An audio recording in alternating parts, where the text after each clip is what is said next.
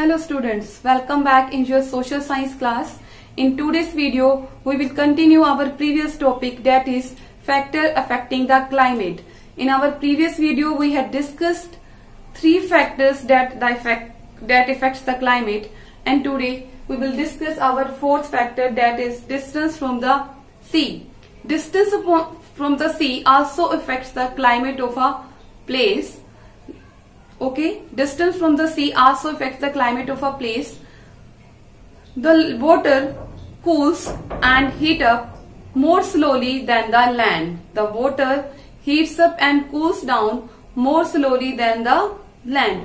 जो हमारा water है वो गर्म भी धीरे से होता है और ठंडा भी धीरे से होता है कंपैरिजन टू लैंड. मीन्स उसको गर्म होने में भी टाइम लगता है और ठंडा होने में भी टाइम लगता है.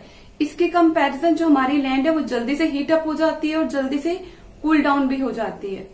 Okay, so that is why in summer season when the land gets heat up very hot, then the cool breezes from the sea cools it down. देखिए, look at the figure. This is our sea, this is our land. In summer, land becomes very hot due to the sunlight. Land becomes very hot, and sea is also hot, but not so as a land. But उतना गर्म नहीं होती sea जितना कि land होती. क्यों? अभी मैंने आपको रीजन बताया कि land जल्दी गर्म हो जाती है और जो sea है, जो water है, that takes time to heat up. That is why the cold wind from the sea comes to the land. Okay, then the cold winds from the sea comes to the land and it makes land cool. जो भी हमारी ठंडी हवा होती है sea से वो किस साइड आती है, लैंड की तरफ आती है, और उसके कारण से जो लैंड है फिर क्या हो जाती है, ठंडी हो जाती है. Okay, and in winter when the land gets very cold, in winter season our land become very cold, बहुत ठंडी हो जाती है ना. Then the hot breezes from the sea, but sea उतना ठंडा नहीं होता.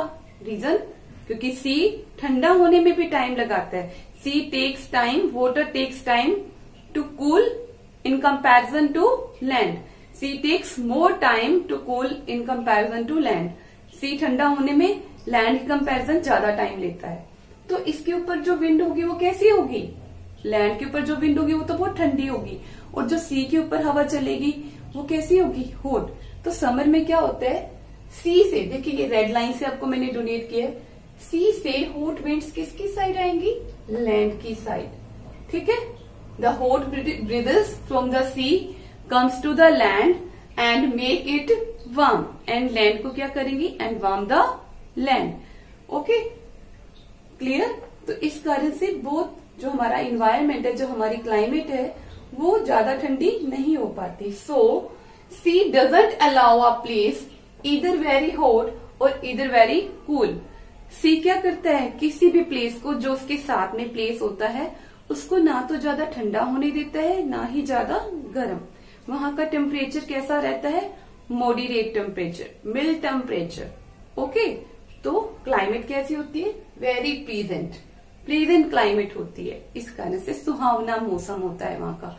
जब सा मौसम में ज्यादा ठंड भी नहीं होती, ज्यादा गर्मी भी नहीं होती, उसे हम कहते हैं ना pleasant climate. So it's climate is very pleasant. Understand.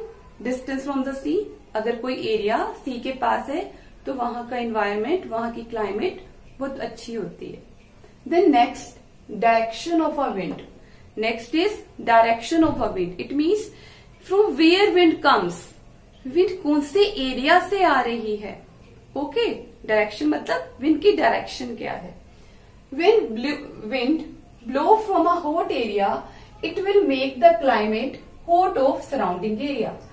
When wind blows from a which area, from a hot area, then this wind makes their surrounding also hot. अगर विंड किसी हॉट एरिया की side से आ रही है तो वो अपने आसपास के जो भी एरिया हैं, जहां जहां वो हवा जाएगी गर्म, तो उनको क्या करती जाएगी, उन एरिया को वो गर्म करती जाएगी, उनको हॉट करती जाएगी. Clear. In the same way wind blow from the cold area will make climate cool of surrounding area, and when wind come from a cold area then it makes the area surrounding area cool. तो surrounding area को क्या बना देती है? Cool.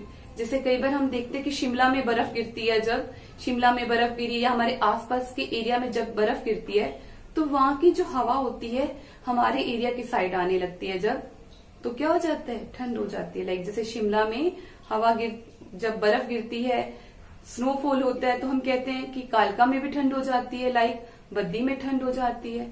ठीक है, तो wind blow also effect the climate of a place. Wind from the Arabian sea and the bay of Bengal bring rain. When the wind come from which? Arabian sea and the bay of Bengal. जब winds कहां से आ रही हो? Arabian सी से और बे of Bengal की side से आए, then it will bring rain with them. तब वो अपने साथ बारिश लेके आती हैं। ठीक है, and due to rain climate become hot, humid and wet. Hot हो जाती है, humid means presence of water vapour in the air. आपने अपनी पिछली वीडियो में देखा था, humidity means presence of water vapour in air, and last wet, and our climate also become wet. Wet means गीलापन हो जाता है ना, हर जगह गीलापन हो जाता है जब बारिश आती है, तो it becomes hot, humid and wet. Okay, so this is the distance from the sea, distance of the sea. If a place is near to the sea, then their temperature is very mild and our climate is very pleasant. And direction of wind, अगर wind hot area से आ रही है तो अपने आसपास की surrounding को भी क्या कर देती है? hot. Okay, and when wind comes from the cold area, then it makes their surrounding cool. And when the wind comes from the Arabian Sea and the Bay of Bengal, then it brings rain with them and make our climate hot, humid and wet. Then last, that is ocean and mountain ranges. Oceans and mountain ranges also affect the climate of a place. These ocean and mountain ranges you have studied in your higher classes. आप अपनी बड़ी classes में इस factor के बारे में पढ़ेंगे। I hope you can understand this topic very well. Okay beta, thank you very much. Take care and goodbye.